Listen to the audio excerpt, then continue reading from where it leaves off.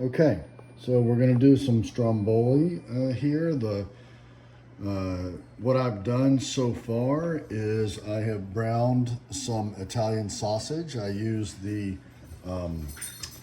Jimmy Dean Italian sausage just because I think it's good on pizzas and things like Stromboli, which we're going to make today. But you can use any type of Italian sausage that you want. Just brown it up. So that's already been done. I've got this is just a Pillsbury pizza crust on some parchment paper. And what I'm going to do, and it's going to be a little bit difficult for me to do while I'm videotaping, but I'm just going to roll it out so it spreads out a little bit more. I'm just using a glass, like a mason jar thing here, but whatever thing that you have is round, that you can just roll it out. And again, when I'm not doing it one-handed, I'll be able to do this better. So you'll see how that looks at the end of this.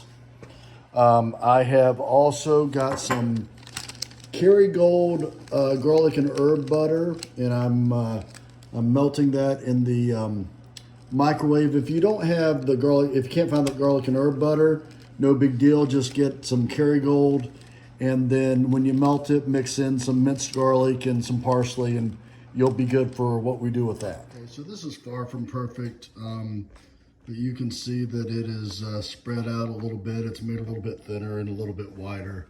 And I've got my melted butter.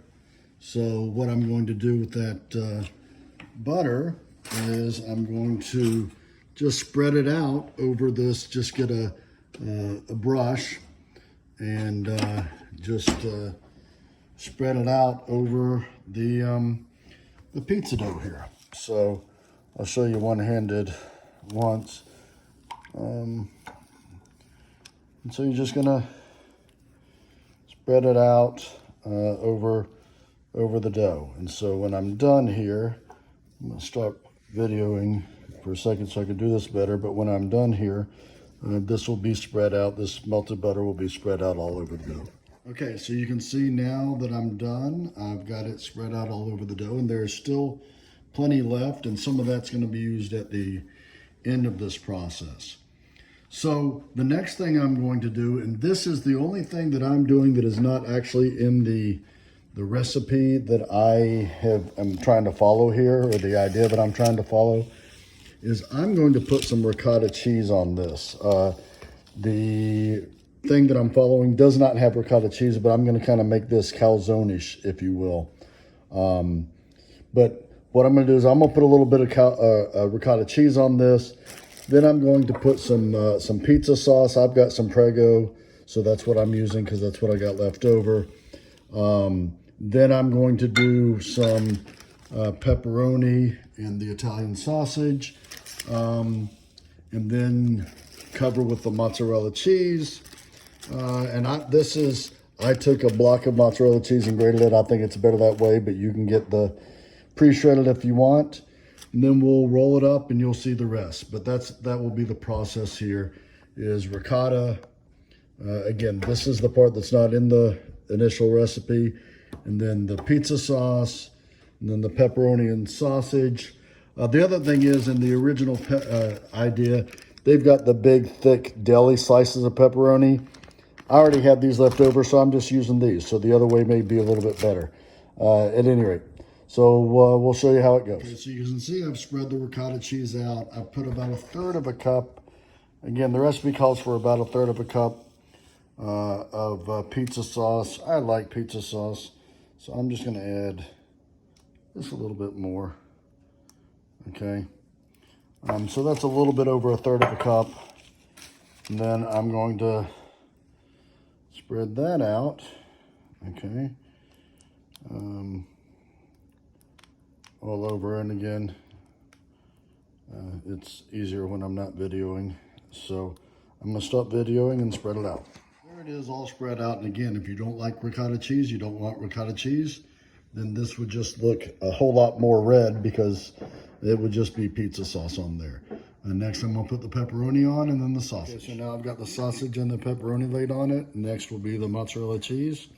And then I will roll it up. Okay, so now it's all covered up. And again, this is just Publix basic mozzarella cheese that I shredded. Again, if you want it done another way, then you can do it another way. The next thing, I can't video, unfortunately, because I'm doing things one-handed here, but I'm going to just take it and basically roll it this way. So, you know, you can see this with me doing it one-handed. I'll take the first, section, and I'm gonna, fold it up and over. Okay, and I've got this on this parchment paper, if I didn't say that already.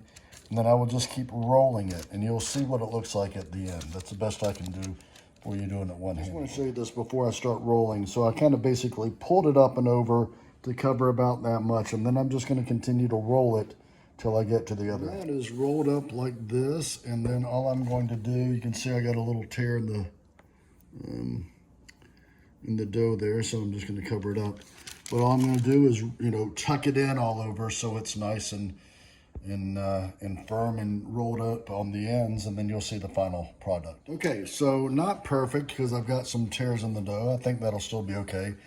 But that's what you can see, the ends are sealed up, and that's what it's going to look like. And then I'm just going to take a little, first I'm going to do is brush it with more of this butter, okay?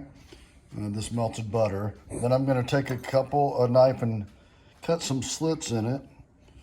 Obviously, I don't need to do that there because it's already cut. And then I will slide this onto a plate, and you'll see that. And then we'll put it in the oven. The oven is on 400, okay? And we'll put it in there till it gets golden. Okay, we'll kind of ignore this mess down here. I've cut some slits in it. Again, I've slid it onto this cooking tray on the parchment paper. I'm going to put it in the oven at 400 for maybe, I don't know, somewhere between 15 and 20 minutes till it gets golden brown, and then we'll see what happens.